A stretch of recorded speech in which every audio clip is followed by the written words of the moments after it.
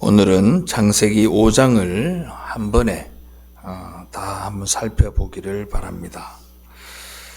창세기 5장은 하나님으로부터 시작되는 하나님의 라인, 셋의 족보라고 말할 수 있습니다.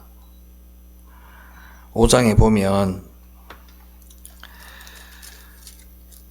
4장에 한번 보시면 가인의 후예들이 멋있는 모습으로 성을 쌓고 문명과 문화를 발전시키며 자기에게 해를 입히는 자들을 막을 수 있는 성을 쌓고 오히려 자기를 해하려는 자들을 죽이며 스스로를 말하기를 나는 죽지 않아 라고 이야기를 하고 외치는 동안 5장의 셋의 후손들은 죽었고 또 죽었고 죽었더라 라는 족보로 다 마지막을 설명하고 있습니다.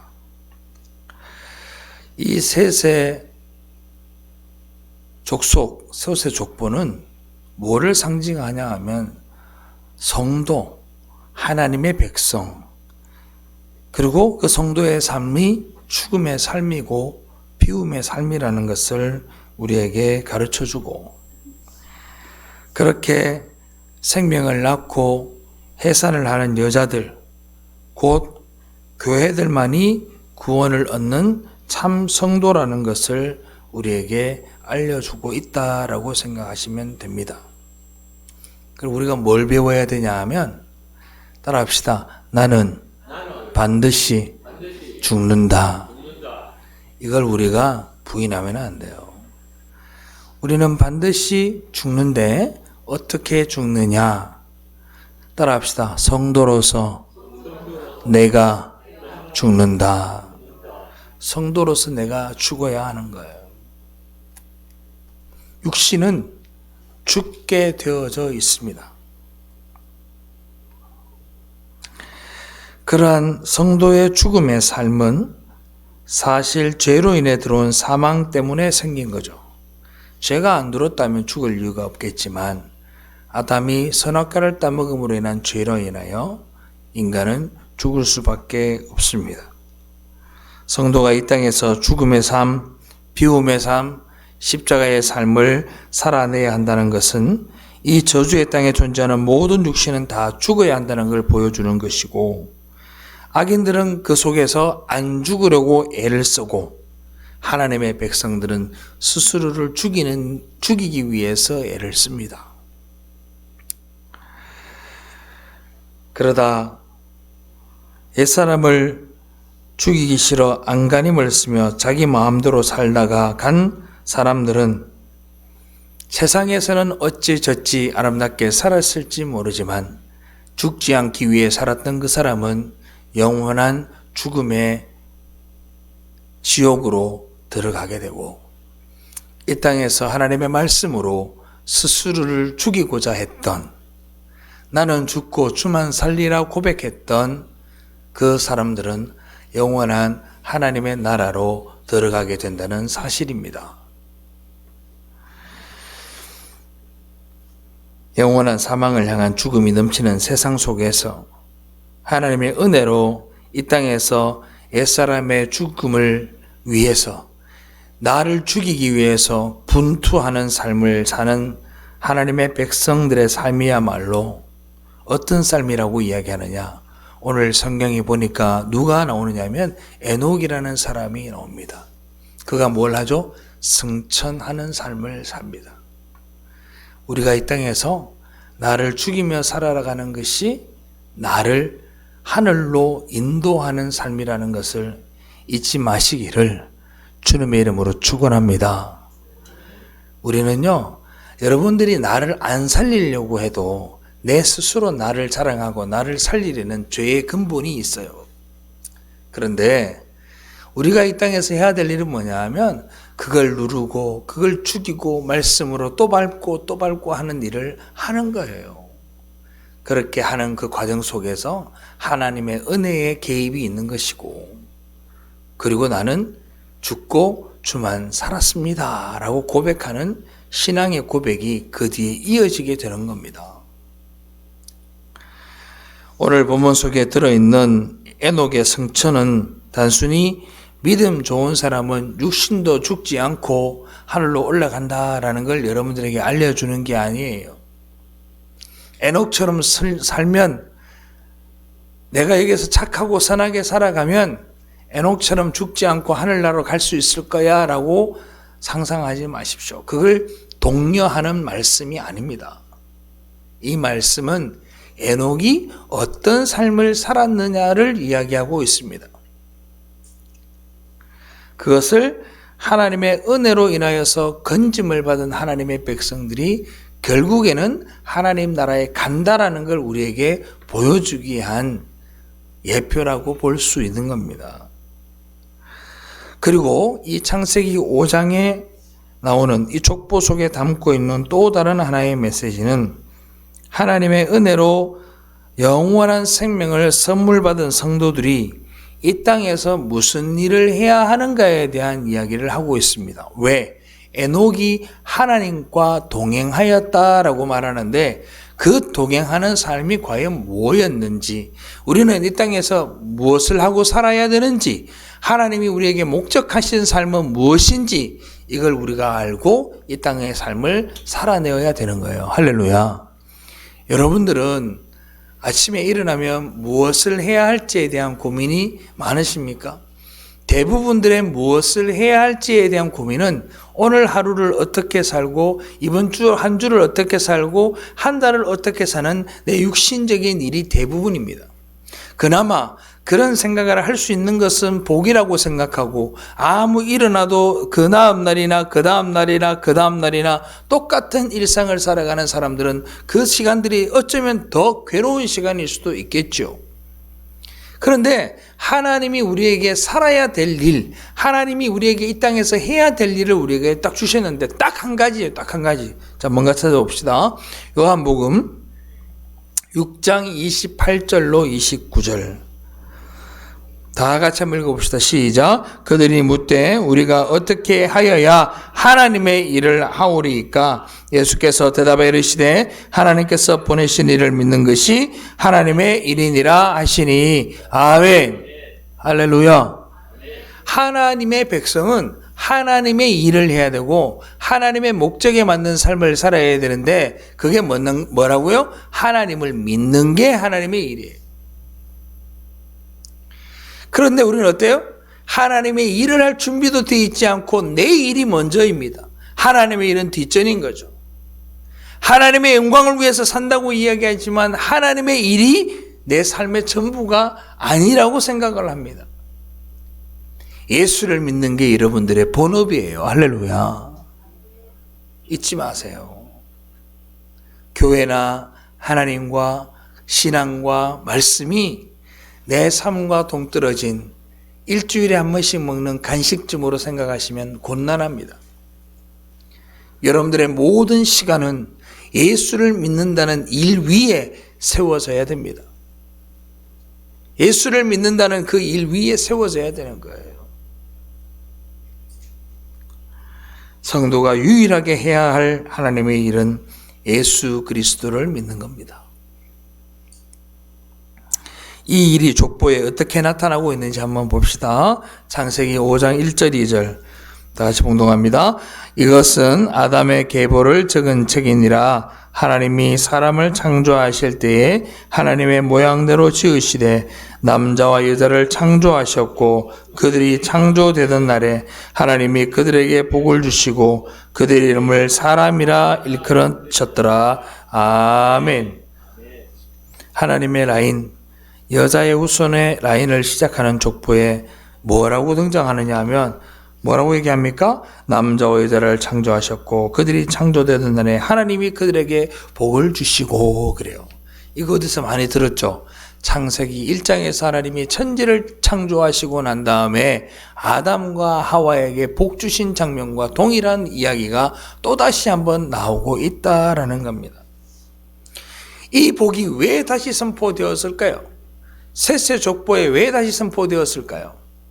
아담과 하와가 가인과 아벨을 낳고 그 복을 이어갈 수 있다고 생각했으나 세상, 곧 사단이 점령한 이 세상은 그 하나님의 복의 연결을 끊으려고 했고, 가인은 그것을 실천하여 아벨을 죽이는 일까지 행해져 버렸고, 그 복이 끊어지는 것처럼 보였습니다.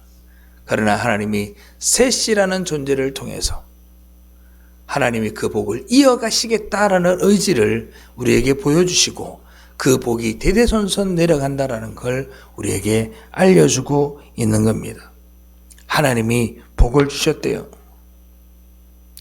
저는 여러분들에게 묻습니다. 하나님의 선언은요, 영원합니까? 우리가 잘못하면 깨어집니까? 우리가 잘못하면 그게 깨어집니까? 아닙니다. 하나님의 모든 선언은 반드시 성취되는 줄로 믿으시기를 바랍니다. 창세기 1장에 충만케 하고 복을 받으라 하신 그 복은 영원토록 이어지는 거예요. 세상이 그걸 끊으려 할 때마다 하나님은 그걸 다시 회복시키시고 다시 복되게 하시고, 할렐루야. 그런 은혜가 우리에게 있는 거예요. 우리의 삶을 한번 봐요. 여러분들의 삶을 한번 보세요. 세상에 무언가가 나를 미혹하고 나를 넘어뜨리려 해서 내가 순간순간 넘어지지만 또다시 하나님의 말씀으로 인하여 그것이 회복되어지고 다시 주님 앞에 돌아오고 다시 눈물로 회개하고 하나님의 말씀을 아멘으로 받을 수 있는 그 신앙이 바로 하나님께서 이 인류의 역사 가운데 우리의 복을 잊게 하신 방법이에요. 하나님의 약속은 깨어지지 않습니다. 어떠한 방해 속에서도 당신께서 하신 창세기 1장의 축복의 약속을 택한 무리에게서 지켜나가시고, 그러한 하나님의 축복으로 말미암아 하나님 나라의 완성은 반드시 이루어지게 됨을 믿으시기를 주님의 이름으로 축원합니다. 그런 하나님의 신실하심이 이 족보 가운데 있는 거예요. 아무리 너네들이 그래 봐라, 하나님이 또 복 주신다 그런 거예요. 그리고 이 말이 여기서만 나오는 게 아니에요. 언제 나오냐면 창세기 9장에 또 나옵니다. 한번 살펴보면, 한번 봅시다. 창세기 9장 1절 다 같이 봉독합니다. 시작. 하나님이 노아와 그 아들들에게 복을 주시며 그들에게 이르시되 생육하고 번성하여 땅에 충만하라. 아멘. 세상의 모든 사람들이 죄악이 관영하여 하나님께서 그 죄악으로 모든 사람들을 쓸어버리고 그 복이 끝나는 것처럼 보였지만, 노아와 그 아들들에게 또다시 하나님의 복을 약속하고 그들에게 복을 부어줍니다. 그뿐만이 아닙니다. 아브라함에게도 또 그렇게 합니다. 아브라함에게도 또 복을 빌어주십니다.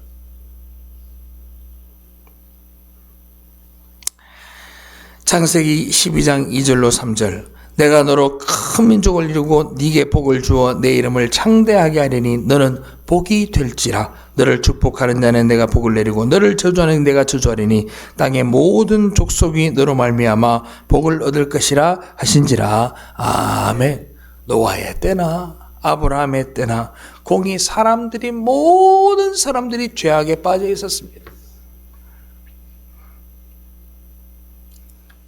지금 이 시대 2025년도 저는 마찬가지라 생각합니다. 사람의 생각과 세상의 원리와 합리와 실용으로 하나님의 말씀은 사라져가고, 하나님을 믿는 사람은 바보 취급당하고, 하나님의 진리를 이야기하면 그게 말이 되는 소리냐 이 시대에라고 이야기하는 사람들 속에 여러분들은 주일날 이곳에 와서 예배를 드리고 헌금을 드리고 앉아 있습니다. 사랑하는 성도 여러분, 그게 주를 믿는 자들의 삶의 모습입니다. 하나님을 붙들고 바보처럼 살아가는 그 모습이 세상 사람들이 보기에는 어떠할지 몰라도 하나님이 여러분들에게 아담과 셋과 그리고 노아와 아브라함에게 주신 그 복을 여러분들에게 지금까지 이어주시고 있다는 사실을 여러분들이 믿으시기를 바랍니다. 그 복이 우리 거예요. 하나님은 복을 반드시 회복시킵니다. 따라서 오늘 본문 2절의 복 이야기는 모두 다 죽어야 할 죄악된 세상 속에서 노아와 아브라함에게 언약하셨던 것처럼 선택받은 백성들에게 반드시 내가 복을 회복시켜 줄게 라는 말입니다. 여기서 여러분이 꼭 기억해야 될 것 하나가 있어요. 따라합시다. 복은 하나님으로부터 출발이다. 복은 하나님으로부터 출발하는 거예요. 여러분들의 어떤 선택과 여러분들의 어떤 의지로 복을 받는 게 아니라 하나님으로부터 주어집니다. 하나님으로부터 시작된 그 복은 하나님의 은혜로 하나님의 선택을 받은 자, 구원받은 자, 예수를 믿는 자라는 영적인 의미의 장자들에게 부어지는 것이고, 그 장자에게 부어지는 복을 우리는 예수 그리스도를 믿는 믿음이라고 이야기를 하는 거예요. 할렐루야. 그래서 누가복음에 보면 예수님부터 시작해서 하나님까지 이어지는 족보가 있는데, 그 예수님부터 하나님까지 이어진 족보를 기록해 놓은 이유는 복의 근원이 누구다? 하나님이라는 걸 우리에게 이야기를 하고 있는 거예요. 하나님인데 그 복의 전달자가 누가 되는가요? 바로 예수 그리스도가 된다라는 걸 누가복음 3장 족보에 나타나고 있는 겁니다. 복이라는 단어가 히브리어로 제가 뭐라 그랬죠? 따라합시다. 바라크. 바락이라고 합니다. 바라크. 그게 복입니다. 복. 그 복이 의미하는 바는 뭐냐면 육신의 생명이 아니에요. 따라합시다. 생명력. 내가 생명을 가지고 있는 이 생명력을 복이라고 하는 거예요. 여러분들이 복을 받았다고 하는 건 하나님이 여러분들에게 영생의 복을 주셨다라는 것을 믿으시기를 바랍니다. 그냥 생명이 아니에요. 목숨을 이야기하는 게 아니에요. 하나님이 주신 생명, 하나님이 주시는 생명력, 그게 바로 바라크, 복입니다. 복.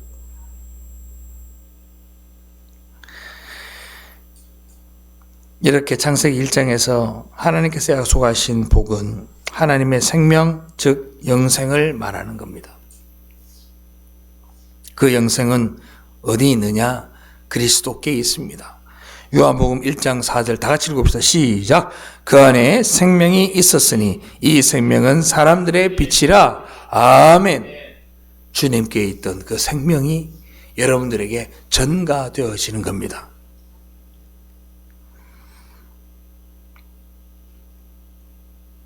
마치 아버지로부터 장자들에게 복이 전해지는 것과 같이 예수 그리스도를 통해 우리에게 전가되어지는 복, 그게 바로 생명입니다. 생명. 믿으십니까?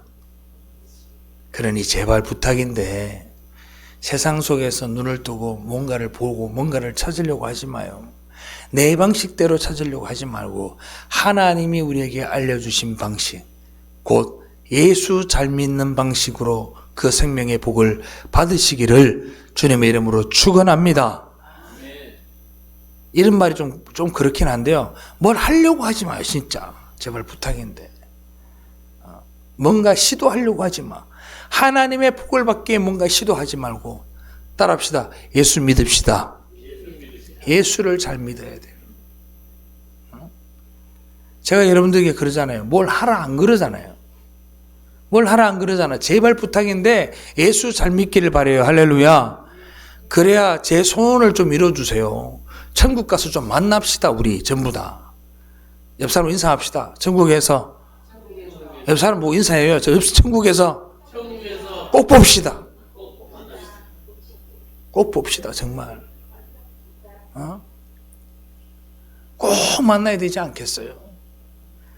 그러려면 바라크, 복이 있어야 돼요. 그 복은 예수님을 통해서만 오니까 우리가 예수 믿어야 된다고. 예수. 할렐루야. 그 예수를 믿는 게 그렇게 쉬운 게 아니란 말이에요. 이 땅에서 예수 믿는 자의 삶은 어떤 삶이라고? 죽었더라. 세상에서 팔팔하게 살면 안 되고 세상에서 죽어야 우리가 하늘나라의 생명이 있는 거예요. 할렐루야. 그것도 내가 죽이려고 하면 안 돼. 은혜가 내 안에 들어와서 죽게 되어져야 되는 거예요. 하나님은 진정한 우리 아버지고 아버지는 하나님 한 분밖에 없어요.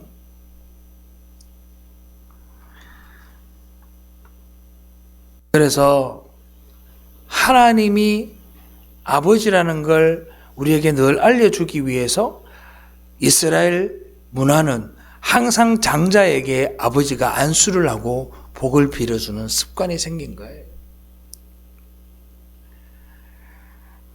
하나님은 이 족보들을 통해서 우리 성도들과 당신이 어떤 관계인지를 관계 규명을 해주시고, 하나님의 언약이 단순히 이런 건가라는 관념적인 그런 언약이 아니라 역사적으로 그리고 실제적으로 이 역사 속에서 한치의 오차도 없이 정확하게 하나님의 작정하신 대로 역사가 진행되고 있다는 것을 우리에게 족보를 통해서 말씀하시고 계신 거예요. 할렐루야.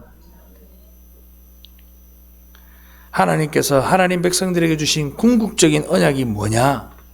하나님의 창조의 목적이 뭐냐? 아버지를 그대로 닮아서 아버지의 영광을 드러내고 아버지의 이름을 빛낼 수 있는 그런 삶. 그게 바로 하나님의 인간을 창조하시고 천지 창조를 하신 목적입니다. 만드신 모든 것들로 인해서 아버지의 영광이 찬란하게 빛나는 거예요.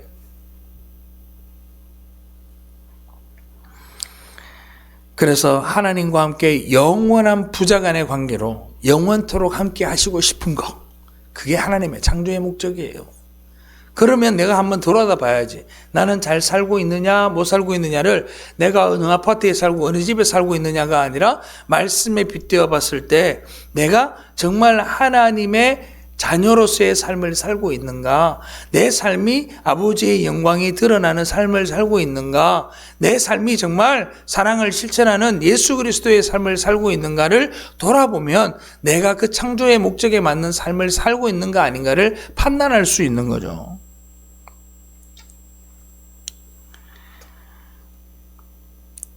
자, 한번 봅시다. 고린도후서 6장 16절 18절 제가 읽겠습니다.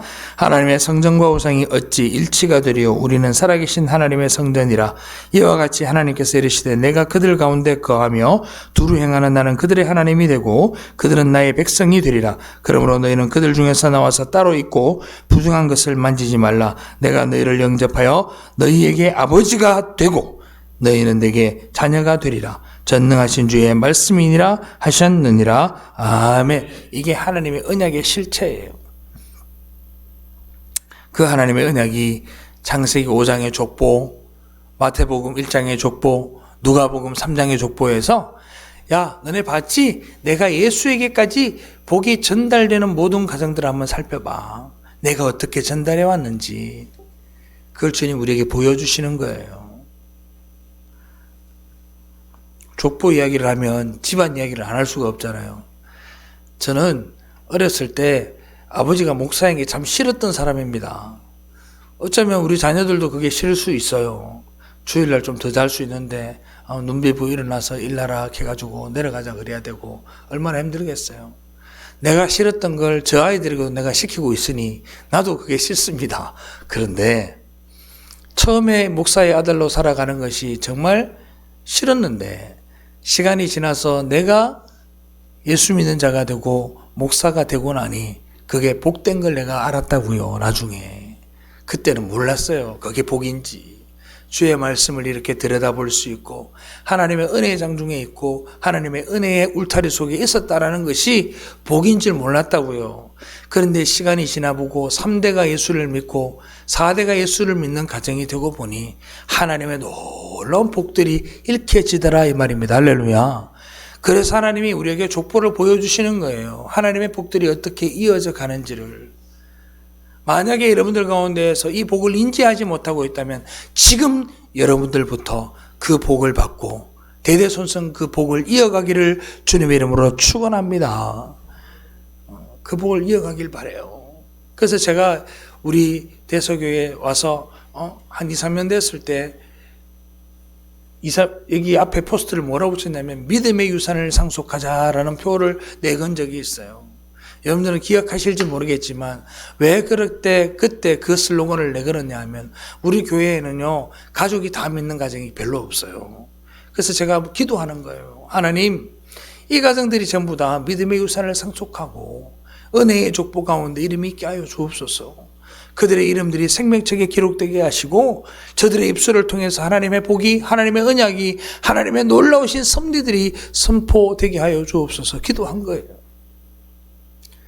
저는 포기하지 않습니다. 왜? 하나님이 포기하지 않거든요. 하나님은 여러분들의 삶을 포기하지 않아요.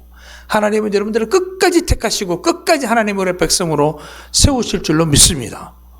그런데 왜 여러분들이 포기해요? 그래서 우리는 이 땅에서 하나님의 모습을 닮은, 하나님 아버지의 모습을 닮은 그런 삶을 살아내어야 하는 겁니다. 그게 성경이 굳이 하나님이 우리 아버지라는 이야기를 하는 이유예요. 이 족보를 통해서 복이 너희에게 올라간단다. 그걸 우리에게 알려주시려고. 우리의 노력으로 그렇게 해야 한다는 것이 아니라 아버지가 자연스럽게 우리에게서 아버지의 성품과 아버지의 공유적 속성들을 여러분들의 삶에서 막 드러나게 해요. 이렇게. 좀 예를 들어 설명을 드릴게요. 여러분들이 아무리 엄마 아빠를 닮기 싫다고 얘기해도 엄마 아버지가 인물이 잘 못 났어. 그래서 엄마 아버지 닮기 싫다고 해도 여러분들은 아무리 닮기 싫다고 해도 시간이 지나면 어떻게 돼요? 엄마를 닮고 아버지를 닮은 모습이 내 얼굴에 드러나게 되어 있는 겁니다. 똑같습니다. 예수를 믿으면 예수 안에 예수의 놀라우신 은혜와 능력과 성령의 역사가 내 안에서 일어나면 닮기 싫어도요 하나님이 닮게 하시고 아멘. 내 삶의 의지와 내 삶의 행동은 그렇지 아니하여도 하나님이 나를 부수고 망가지게 하시고 또 넘어지게 하시고 쓰러지게 하셔서 결국에는 하나님 아버지를 닮게 되는 놀라운 역사가 일어난다고요. 그런데 그거를 막지 말라고요. 왜 막아요? 그 역사가 어떻게 일어납니까? 기도하게 하시고 순종하게 하시고 낮아지게 하시고 충성하게 하시고 하나님의 나라를 위해서 하나님의 교회를 위해서 기도하게 하시고 그런 일들이 내 안에서 용솟음 치고 파동이 치는데도 여러분들은 얼마나 힘이 좋은지 하나님의 역사를 내 육신으로 다 막아버려요. 사랑하는 성도 여러분, 주님께 여러분들의 영혼을 맡길 수 있기를 주님의 이름으로 축원합니다. 우리 성도들은 필연적으로 그렇게 될 수밖에 없어요. 그러면 하나님의 영광의 모습, 하나님의 모습이 어떤 건지 우리가 알아야 되잖아요. 예를 들면 내가 아버지의 모습을 누구한테 소개를 해야 되면 우리 아버지는 1m 키가 168 정도 되고요. 몸무게는 한 85kg 정도 되고요. 성질은 좀 더러운 것 같고요. 뭐 이렇게 우리 아이들이 표현을 할 거 아니에요. 그걸 알아야 된단 말입니다. 그래서 하나님은 성경을 통해서 우리가 뭐라고 하냐 따라합시다. 여호와를 알자. 여호와를 알자. 여호와를 알자. 호세아 선지자가 그렇게 외쳐요. 여호와를 알자. 우리가 여호와를 알자. 왜? 그 하나님을 알아야만 그 하나님을 닮을 수 있고 그 하나님을 닮아가야만 내 삶 속에 뭐가 나타나기 때문에 하나님의 영광이 나타나기 때문에 그걸 고급스러운 단어로 하나님을 아는 지식이라 그래요. 자, 봅시다. 호세아 6장 3절. 다 같이 봉독합니다. 그러므로 우리가 여호와를 알자, 힘써 여호와를 알자. 그의 나타나심은 새벽빛같이 어김없나니 비와 같이 땅을 적시는 늦은 비와 같이 우리에게 임하시리라 아니라. 아멘. 여호와를 내가 알면은 하나님의 새벽빛같이 내게 임하셨어.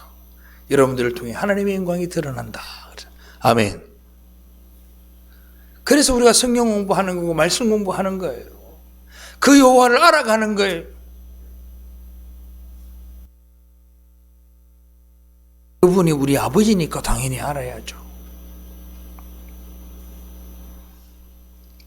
그 닮음이 우리에게서 죄를 몰아내고 거룩한 자로 지어가는 유일한 길이 되어지는 겁니다. 기독교 신학은 자유주의 신학자들이나 다른 사람들이 말하는 것처럼 이 땅에서 착한 척하고 살아가고 이 땅에서 도덕적인 것처럼 그렇게 살아가는 것이 아닙니다. 기독교 신앙은 하나님을 배우고 하나님을 알고 그 하나님이 우리의 진짜 아버지라는 사실을 인지하고 그분을 전적으로 의지하고 그분이 내게 무엇을 하든 내게 유익한 줄 알고 아멘으로 받는 것이 기독교 신앙입니다. 그분이 나를 어떻게 사랑하시는 분인지 여러분들이 알아야 되는 거예요. 그분이 진짜 독생자 예수 그리스도를 이 땅에 보내시고 죽기까지 나를 사랑하여 주셨구나. 이걸 우리가 알고 살아가는 거예요.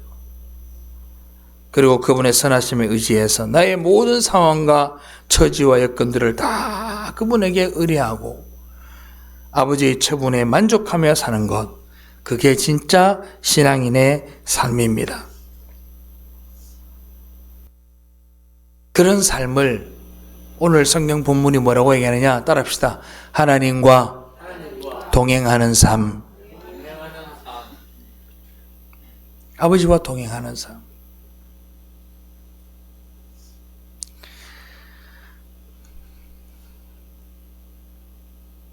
찬양 중에 그런 찬양이 있더라고요. 아버지 당신의 마음이 있는 곳에 나의 마음이 있기를 원합니다. 그 찬양 속에서 뭐라고 얘기합니까? 당신의 마음이 있는 곳이 내 마음이 있다는 건 당신 마음대로 하시면 내가 거기에 따르겠다라는 뜻입니다. 그 뜻이 내 뜻이나 마찬가지입니다. 그래 우리가 기도할 때 그러잖아요. 주의 뜻 안에서 라는 말을 하잖아요. 그 말이 그 말이에요. 보세요. 창세기 5장 24절. 자, 읽어봅시다. 크게 시작. 에녹이 하나님과 동행하더니 하나님이 그를 데려가심으로 세상에 있지 아니하였더라. 아멘. 에녹이 하나님과 동행하였더니 그래요. 에녹이 하나님을 기쁘시게 하는 삶을 살았는데 그 기쁘시게 하는 삶이 뭐냐 하면 하나님과 동행하는 삶이었대요. 그러면 하나님을 기쁘시게 하는 삶이 어떤 걸까? 자, 히브리서 11장 6절 우리가 히브리서 강의 때 읽었던 말씀이에요. 자, 우리 두 줄을 같이 한번 읽어볼게요. 시작. 믿음으로 에녹은 죽음을 보지 않고 옮겨졌으니 하나님이 그를 옮기심으로 다시 보이지 아니하였느니라. 그는 옮겨지기 전에 하나님을 기쁘게 하는 자라 하는 증거를 받았느니라. 믿음이 없이는 하나님을 기쁘게 하지 못하나니 하나님께 나아가는 자는 반드시 그가 계신 것과 또한 그가 자기를 찾는 자들에게 상 주시는 이심을 믿어야 할지니라. 아멘. 우리가 하나님이 우리 아버지인 줄 알고 그분을 기쁘게 해드리는 삶을 살기 위해서는 뭐가 있어야 된다? 믿음이 있어야 된다. 아멘. 단순하게 그럴 것 같아요. 단순하게 그럴 것 같아요.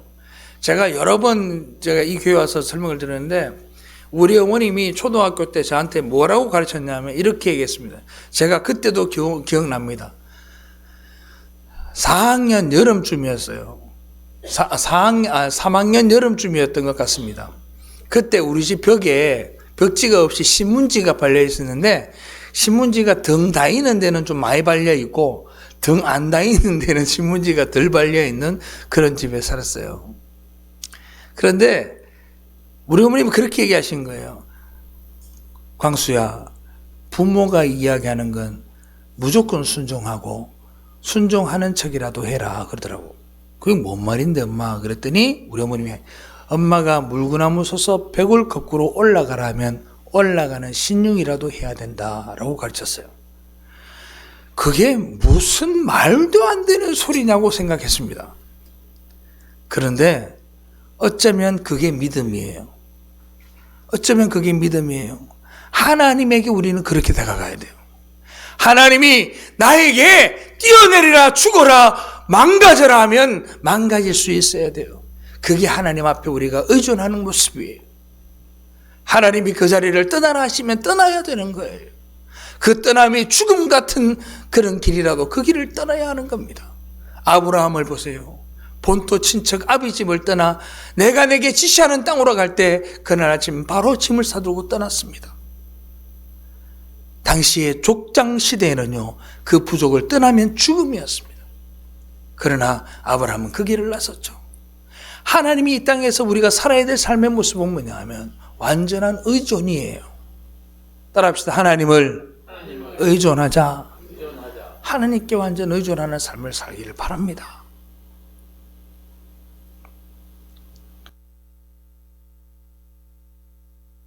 저는 그런 믿음을 여러분들과 제가 가졌으면 좋겠다 생각을 합니다. 그 일을 바로 하나님의 일이라고 이야기하는 거잖아요. 다시 한번 합시다. 입사람 인사합시다. 예수 잘 믿읍시다. 예수 잘 믿읍시다. 성경은 에녹의 이야기를 통해서 너희들은 모두 에녹처럼 살아라 라고 얘기하는 게 아니고 따라합시다. 나는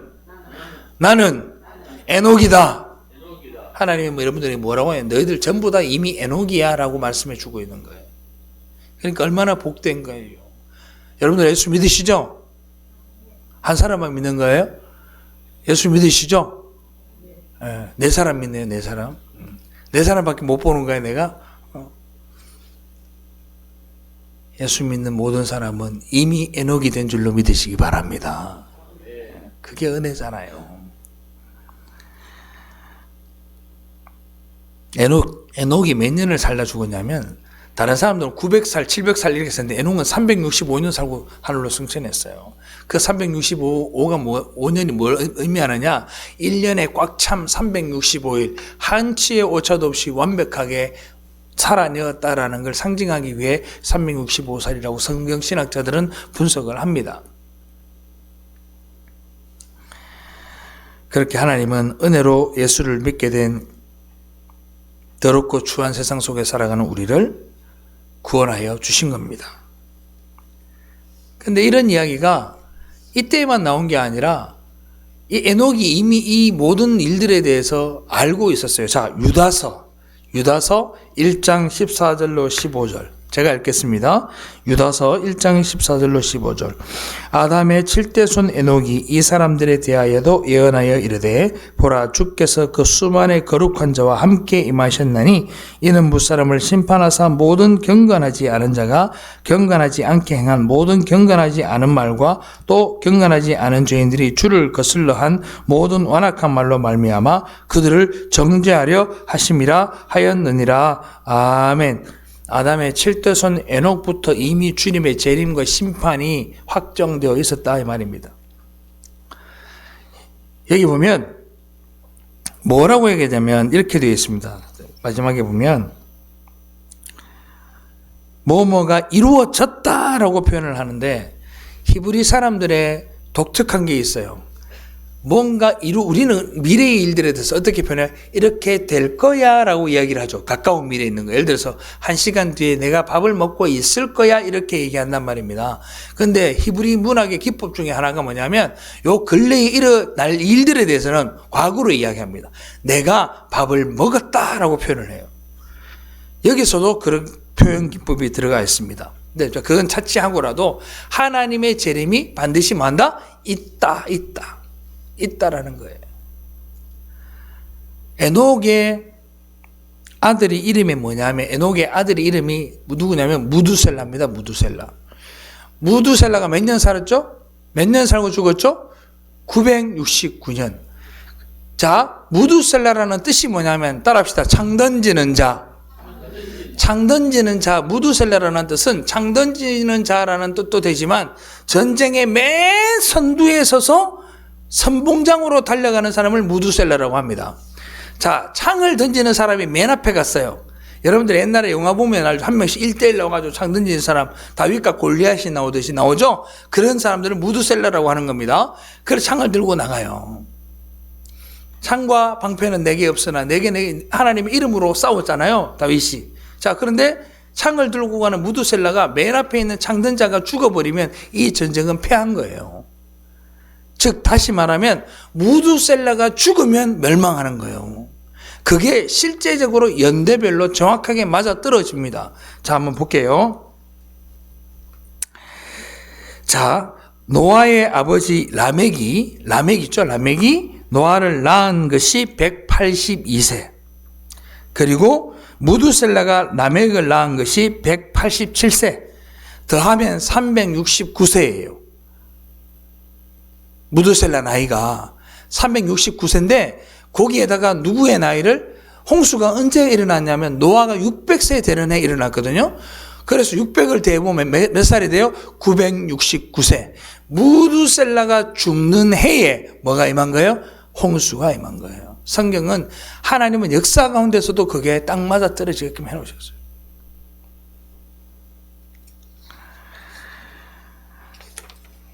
그래서 그는 969세를 살고 죽었습니다.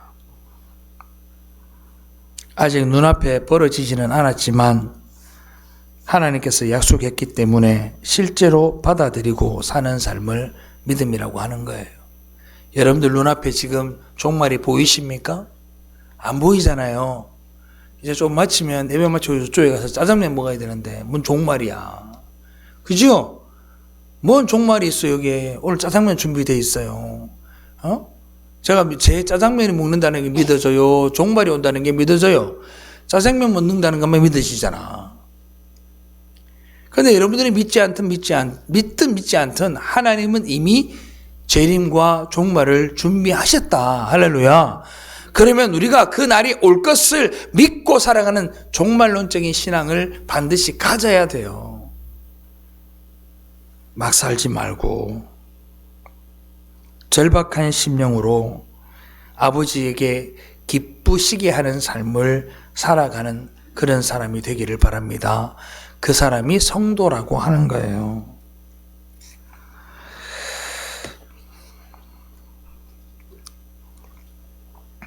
말씀을 마치겠습니다. 사랑하는 성도 여러분, 어떤 사람들은 하나님과 동행하는 삶을 살기 위해 가정도 버리고 직장도 버리고 수도원이나 기도원에 올라가 자기들끼리 집단 생활을 하며 하나님과 동행하는 삶을 시도하기도 합니다. 그런데 에녹은 무두셀라를 낳고 300년을 자식을 낳으며 하나님과 동행했다고 성경은 기록합니다. 에녹은 산에 올라가서 365년을 살지 않았어요. 무두셀라도 969년을 자식을 낳고 살았습니다. 즉 무슨 말입니까?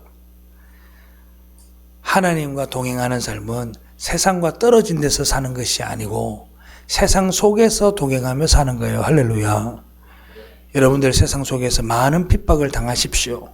많은 어려움을 당하세요. 예수 때문에 고통받고 예수 때문에 눈물 흘리고 말씀 전한 것 때문에 핍박받고 예수 전한 것 때문에 욕먹고 살아가요. 그게 여러분들에게 은혜고 복입니다. 아멘. 그거는 예수가 없으면 할 수 있는 게 아니잖아요. 그건 예수가 있어야만 하는 일이라고요. 그 삶을 죽는 삶이라고 하고 그걸 하나님이 기뻐하시는 삶이라 얘기하고 그걸 한 단어로 믿음이라고 이야기하는 겁니다. 에녹은 자식도 없고 가정도 없고 직장도 없는 수도사가 아니었습니다. 그는 아이들의 아버지였고 한 여자의 남편이었고 한 집안의 가장이었습니다. 한 부작의 족장이었고 패역한 죄인들 사이에서 그 일상생활 가운데에서 하나님을 알아라고 수없이 이야기를 했을 겁니다. 왜? 그는 하나님께서 준비한 심판을 보았기 때문에 이야기했을 겁니다. 신앙생활은 하나님의 백성들이 하나님 나라의 삶의 원리를 이 땅에서 살아내는 겁니다. 그러니 여러분들 사람들이 말하는 이렇게 사는 거야 저렇게 사는 거야를 따르지 말고 성경에서 가르쳐주는 말씀의 진리를 따라서 살기를 주님의 이름으로 축원합니다. 다른 분 보지 말고 다른 곳 보지 말고 하나님 말씀만 바라보고 살아가는 여러분들 되시기를 주님의 이름으로 축원합니다. 기도하겠습니다.